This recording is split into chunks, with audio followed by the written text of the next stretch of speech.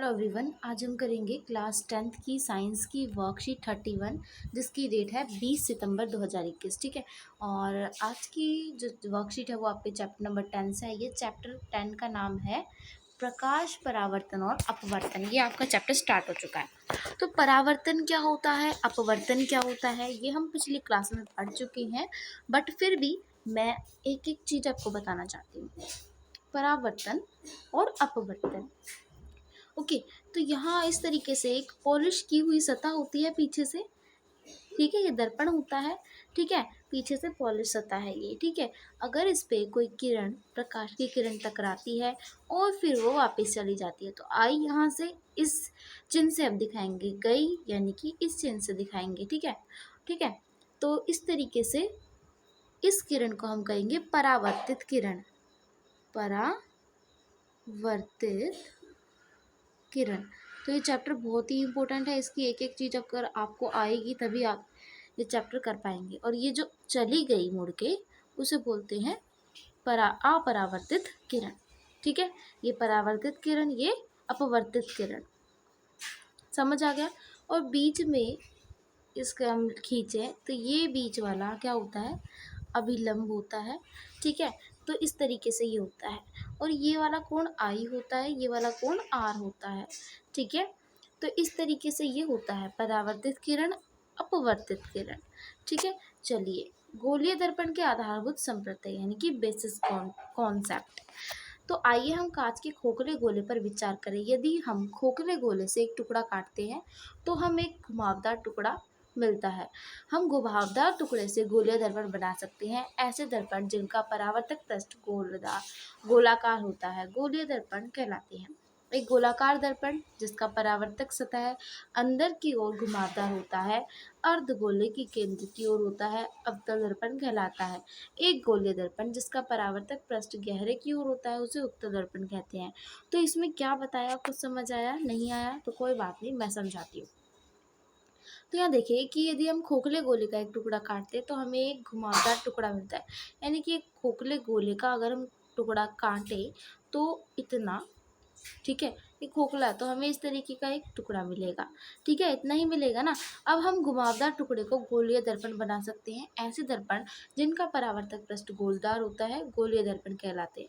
वही जिनका परावर्तक पृष्ठ जो होगा वो गोल के शेप का होगा तो उसे हम गोलीय दर्पण कहेंगे। अब उत्तल दर्पण क्या है और अवतल दर्पण क्या है, कैसे होते हैं, कहाँ इनका परावर्तक पृष्ठ होता है, इसे समझते हैं। तो एक गोलाकार दर्पण जिसका परावर्तक सतह अंदर की ओर घुमावदार होता है अर्थात अर्धगोले के गोले के केंद्र की ओर होता है, अवतल दर्पण कहलाता है। तो देखो इस तरीके से घुमावदार सतह होती है। ठीक है, और वो पीछे से पॉलिश की गई होती है। ये इस तरीके से पॉलिश है। और इसका और हम इमेजिन कर सकते हैं, इमेजिन के लिए कि ये पूरा गोला है। अब पूरा गोला बन गया, अगर हम इसे यूँ करें इमेजिन, ठीक है, तो बीच में कहीं केंद्र होगा, बीच में कहीं केंद्र होगा ना। तो ये यही कह रहे हैं, अर्थात गोले के केंद्र की ओर होता है, गोले के केंद्र की ओर, यानी कि यहाँ इसका परावर्तक पृष्ठ होगा। ठीक है, अभी यही क्वेश्चन आएगा। तो ऐसा दर्पण जिसका परावर्तक पृष्ठ गोले के केंद्र की ओर होता है तो उसे हम अवतल दर्पण कहते हैं। क्या कहते हैं? अवतल दर्पण। तो अवतल दर्पण कैसे पता चलेगा कि इसका अंदर की ओर होता है? तो देखो बहुत ही अच्छा जो है कॉन्सेप्ट मैं बताने जा रही हूँ। तो किस तरीके से याद करेंगे, तो उत्तल का भी एक बार मैं बता ही देती हूँ ताकि साथ में बता दूँ। तो उत्तल भी इस तरीके से होता है, लेकिन उत्तल का परावर्तक पृष्ठ ये ना होकर अंदर वाला होता है। ठीक है, मैं इस तरीके से बनाती हूँ। तो एक इस तरीके की शेप है और एक इस तरीके की शेप है। ठीक है, ये अंदर से होता है, ये अंदर से पॉलिश होती है। तो इसे हम कहते हैं अवतल दर्पण और इसे हम कहते हैं उत्तल। क्यों कहते हैं ये भी मैं बताती हूँ। तो एक कॉन्सेप्ट है अवतल और उत्तल ज्ञात करने का, पता लगाने के लिए कि अवतल कौन सा दर्पण होता है, उत्तल कौन सा। तो आ से अवतल होता है और आ से ही क्या होता है, आ से ही अंदर होता है। तो अंदर की ओर जिसका परावर्तक पृष्ठ हो वो अवतल दर्पण कहलाता है। तो अंदर की ओर इसका परावर्तक पृष्ठ, पीछे तो पॉलिश सतह है ना, तो ये हो गया अवतल दर्पण। कितना सिंपल है। अब उत्तल, ऊ से क्या होता है, ऊ से उभरा हुआ होता है कि नहीं होता, उभरा हुआ, तो ये पीछे वाला सतह उभरी हुई है, तो यानी कि ये उत्तल दर्पण है। समझ आ गया कि नहीं आया? ठीक है, तो उत्तल दर्पण अवतल दर्पण समझ आ गया। चलिए आगे बढ़ते हैं। तो यहाँ देखते हैं गोलीय दर्पण खोखले गोले का हिस्सा यहाँ दे रखा है। तो गोलीय दर्पण खोखले गोले का हिस्सा होता है, इस तरीके से हम इमेजिन करते हैं, जैसे मैंने बताया। तो मैं ये इंग्लिश में दे रखा है, हिंदी में बताती हूँ। ठीक है, तो ये कौन सा अवतल दर्पण, ये उत्तल दर्पण, यानी कि यहाँ से इसका परावर्तक पृष्ठ होगा। ठीक है, तो देखो इसमें यहाँ हमें क्या इमेजिन करना है, यहाँ हमने एक रेखा खींची, क्योंकि इसका परावर्तक पृष्ठ इधर की साइड है, तो इधर की साइड ही सारा काम होगा। इसका परावर्तक पृष्ठ किसकी साइड है, इधर की साइड है, लेकिन इसका कार्य इधर की साइड होगा, क्योंकि अगर हम इसको सर्कल माने तो। ठीक है, क्योंकि इधर की साइड तो सर्कल बनेगा नहीं ना, इसलिए। तो अब हम देखते हैं अवतल दर्पण। अवतल दर्पण में अगर हम एक रेखा खींचते हैं, तो बीच वाला जो पॉइंट होता है उसे हम सी से डिनोट करते हैं, यानी कि सेंटर ऑफ कर्वेचर, यानी कि वक्रता का केंद्र। इसे हम वक्रता केंद्र कहते हैं हिंदी में। ठीक है, तो इसे हम क्या कहेंगे, वक्रता केंद्र।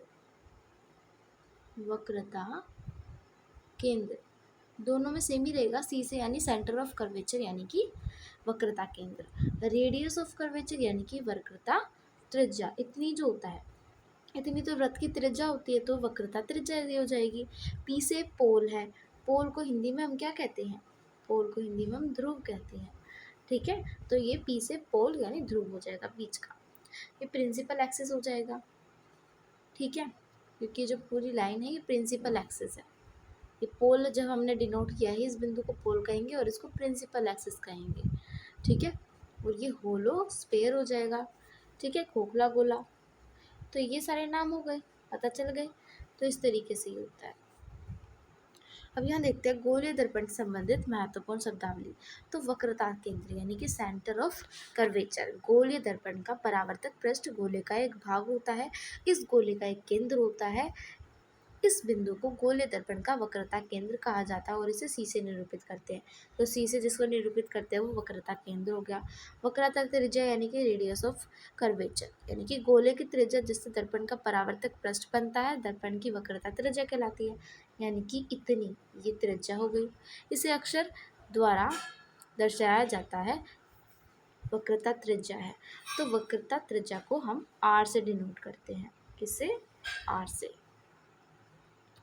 वैसे आपके बुक में भी दे रखा है, अगर कुछ और हो तो वैसे आर से ही लगाते हैं। मुख्य अक्ष प्रिंसिपल एक्सिस, तो गोलीय दर्पण के ध्रुव पी तथा वक्रता केंद्र से गुजरने वाली रेखा को मुख्य अक्ष कहते हैं। मुख्य अक्ष किसे कहते हैं कि भाई गोलीय दर्पण और ध्रुव। ठीक है, यहाँ हम देखते हैं कि गोलीय दर्पण और ध्रुव, गोलीय दर्पण और ध्रुव ये हो गया, इसके केंद्र से गुजरने वाले अक्ष को, इसको प्रिंसिपल एक्सिस यानी कि मुख्य अक्ष कहा जाता है। इस पे ही सारा कार्य होता है। ठीक है, तो ये हम क्यों कर रहे हैं, अवतल दर्पण उत्तल दर्पण, इसमें ये सारी चीज़ें, तो जब भी हम कोई क्वेश्चन करेंगे तो इस तरीके से हमें पता होगा। ठीक है, ये तो वर्कशीट हो गई कंप्लीट। कुछ आसान से 2 क्वेश्चन दिए गए हैं, टिक राइट है और एक सही गलत है। चलिए इसे करते हैं। फर्स्ट क्वेश्चन है अभ्यास करें, सही विकल्प चुनें। पहला क्वेश्चन, ऐसे दर्पण जिनकी परावर्तक सतह घुमावदार होती है कहलाते हैं गोलीय दर्पण। क्या कहलाते हैं, गोलीय दर्पण। नेक्स्ट, गोलीय दर्पण गोले का एक भाग है और गोले का एक केंद्र होता है जिसे दर्पण डैश कहते हैं। तो गोलीय दर्पण गोले का एक भाग है और गोले का एक केंद्र होता है, तो केंद्र को क्या कहेंगे, वक्रता केंद्र कहेंगे। ठीक है, जिसे वक्रता केंद्र कहते हैं। अब नेक्स्ट जो है, तो बीच बीच में इसमें कुछ छूट रखा है तो ये भर लेना, ये थर्ड आ जाएगा। ठीक है, तो थर्ड देखते हैं अभी हम। चलिए अब नेक्स्ट क्वेश्चन देखते हैं। ठीक है, तो इस वर्कशीट में थोड़े थोड़े मिसप्रिंट्स हैं, कहीं कुछ लिखा नहीं हुआ। ठीक है, तो वो देख लेना। ठीक है, इसे हम गोलीय दर्पण आएगा पहले का आंसर, दूसरे का आएगा वक्रता केंद्र। अब थर्ड है कि गोलीय दर्पण के ध्रुव और वक्रता केंद्र से गुजरने वाली रेखा को क्या कहते हैं, मुख्य अक्ष कहते हैं। कितना आसान क्वेश्चंस दिए गए हैं। ठीक है, नेक्स्ट है फोर्थ, कि चित्र में दिए गए दर्पण कौन सा है। ये चित्र तो मैंने बताया ना, अंदर को इसका परावर्तक पृष्ठ है, यानी कि अवतल दर्पण है ये। ठीक है, कितने आसान क्वेश्चन थे अब तक के, एक भी मुश्किल लगा हो तो बताना। ऐसा कोई भी मुश्किल नहीं है, बहुत ईजी है। सेकंड क्वेश्चन देखते हैं। निम्नलिखित कथनों के लिए सही या गलत लिखे। तो पहला है कि ऐसे दर्पण जिनका परावर्तक पृष्ठ गोलदार है गोले दर्पण कहलाते हैं। हाँ, तो बिल्कुल सही है। तो यहाँ हम लिखेंगे सत्य, ट्रू। ट्रू भी लिख सकते हैं, टी से ट्रू, TRUE भी लिख सकते हैं। ठीक है, तो इसका ये हो जाएगा सत्य। गोलीय दर्पण के ध्रुव और वक्रता केंद्र से गुजरने वाली सीधी रेखा को मुख्य अक्ष कहते हैं। ठीक है, तो मुख्य अक्ष ही कहते हैं, प्रिंसिपल एक्सिस ही कहते हैं, तो ये भी सत्य है। नेक्स्ट है गोले की त्रिज्या, जैसे गोलीय दर्पण का परावर्तक पृष्ठ बनता है, दर्पण की वक्रता त्रिज्या कहलाती है। हाँ, बिल्कुल कहलाती है, तो ये सत्य हो जाएगा कि भाई गोले की त्रिज्या, ठीक है, ये गोला है, इसकी त्रिज्या जो है, त्रिज्या से जिससे गोलीय दर्पण का परावर्तक पृष्ठ होता है, ये गोलीय दर्पण है, इसका परावर्तक पृष्ठ ये अंदर वाला है, और ये वक्रता त्रिज्या हो जाएगी फिर तो, है ना। गोले की त्रिज्या पूछिए तो यानी कि वक्रता त्रिज्या। तो पहले 3 के आंसर तो ट्रू है। नेक्स्ट, समतल दर्पण गोलीय दर्पण का उदाहरण है। तो समतल दर्पण गोलीय दर्पण का उदाहरण कैसे हो सकता है, नहीं हो सकता बिल्कुल भी, तो इसका हो जाएगा असत्य। समझ आ गया। नेक्स्ट देखते हैं, तो ये असत्य, इसका सत्य, इसका भी सत्य। उत्तल दर्पण गोलीय दर्पण नहीं है, तो उत्तल दर्पण गोलीय दर्पण नहीं है, ये दे रखा है, तो हम लिखेंगे असत्य, क्योंकि उत्तल दर्पण एक गोलीय दर्पण है, इसलिए हमें ध्यान से देख के करना होता है। तो ये थे आज की वर्कशीट के सॉल्यूशन। उम्मीद करती हूँ अच्छे से वर्कशीट समझ आई होगी, इतना कुछ मुश्किल भी नहीं था, आसान सी ये वर्कशीट थी। ठीक है, तो बुक में से चैप्टर निकालना, चैप्टर नंबर 10 प्रकाश परावर्तन और अपवर्तन, और इसे एक बार पढ़ना जरूर। ठीक है, थैंक यू।